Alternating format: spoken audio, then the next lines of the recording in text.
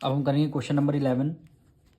Value आपको given है x cube minus 64x। अब दोनों टर्म में से आपको देखना कॉमन हमें कौन सी वैल्यू मिल रही है। अब यहाँ पे एक्स क्यूब है और यहाँ पे सेकंड टर्म में भी 64x है, दोनों में x कॉमन है, तो आप x को बाहर कॉमन ले लीजिए। अब जब यहाँ पे एक्स क्यूब है यानी x कितने टाइम 3 टाइम्स है, तो आपने 1 टाइम को एक 3 में से 1 अगर आपने कॉमन ले लिया। अब यहाँ पे कितने रिमेनिंग हुए, x की मल्टीप्लाई x से करेंगे क्या आ जाएगा, एक्स क्यूब आ जाएगा, यानी x का स्क्वायर आ जाएगा। यहाँ पे 3 थे, 1 आपने कॉमन ले लिया, तो यहाँ पे 2x बचे यानी एक्स स्क्वायर हो गया। अब माइनस है, माइनस का साइन लगा दिया। अब 64x में से अगर आपने x को कॉमन दे दिया, अब यहाँ पे क्या बचा, 64 बचा, तो आपने 64 को इधर राइट डाउन कर लिया।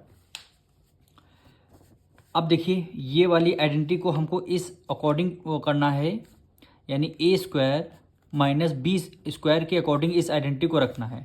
ए स्क्वायर माइनस बी स्क्वायर की आइडेंटिटी किस आइडेंटिटी के इक्वल होगा, एक बार इन्हीं दोनों नंबरों को प्लस करना है और एक बार इन्हीं दोनों नंबरों को माइनस करना है, यानी ए प्लस बी ए माइनस बी हो जाएगा आपका।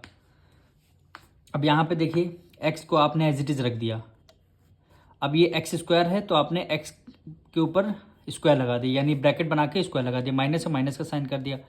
अब 64 किस कौन से नंबर का स्क्वायर होता है, यानी 4 4 जा क्या होता है 16, और 7 की मल्टीप्लाई 7 से कराएंगे तो आंसर आता है 49।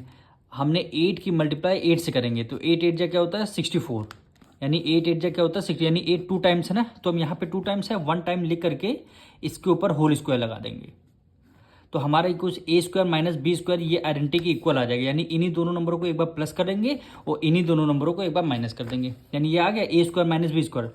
तो हम लिखेंगे यहाँ पे एक्स हमने लिख दिया, फिर एक बार इन्हीं दोनों नंबरों को प्लस करना है, यानी ए प्लस बी यानी एक्स प्लस 8, फिर एक बार इन्हीं दोनों नंबरों को माइनस करना है, यानी एक्स माइनस 8।